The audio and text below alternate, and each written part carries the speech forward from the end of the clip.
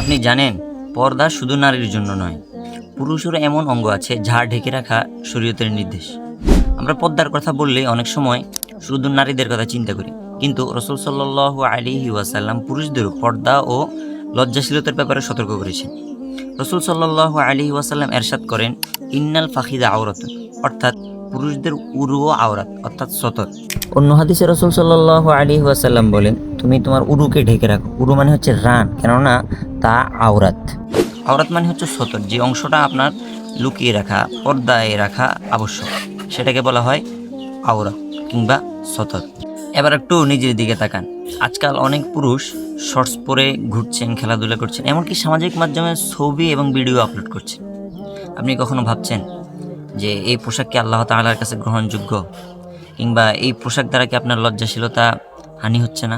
আল্লাহ তাআলা মুমিন পুরুষদের নির্দেশ দিয়ে বলেন, কুল্লিল মুমিনিনা ইয়াগুযু মিন আবসারিহিম ওয়া ইয়াহফাযু ফুরুজাহুম, অর্থাৎ আপনি পুরুষদের বলে দিন তারা যেন নিজের দৃষ্টিকে সংযত রাখে এবং লজ্জাস্থানের হেফাজত করে।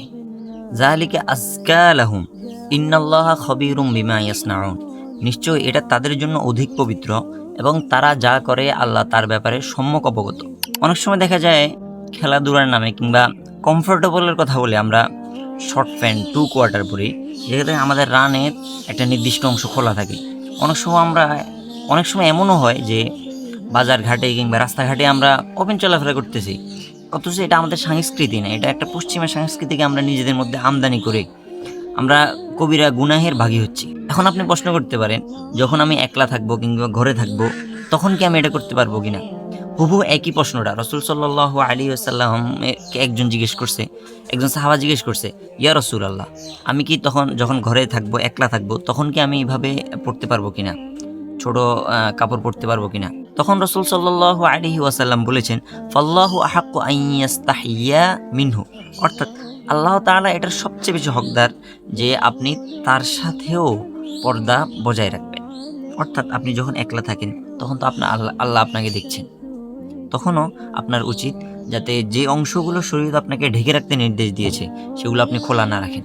তাই পোশাক পরিধানের সময় শুধু এটা চিন্তা করলে হবে না যে আমাকে কেমন দেখাবে, বরং এটা আপনাকে চিন্তা করতে হবে যে এই পোশাক পরিধান আল্লাহ তাআলা আমাকে অনুমতি দেয় কিনা, এই পোশাকে আল্লাহ তাআলা আমার উপর সন্তুষ্ট কিনা।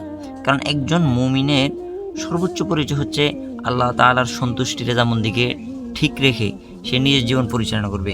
আপনি স্মার্ট হন, আপনি জীবনকে যেভাবে ইচ্ছে লিভ করেন, সমস্যা নেই।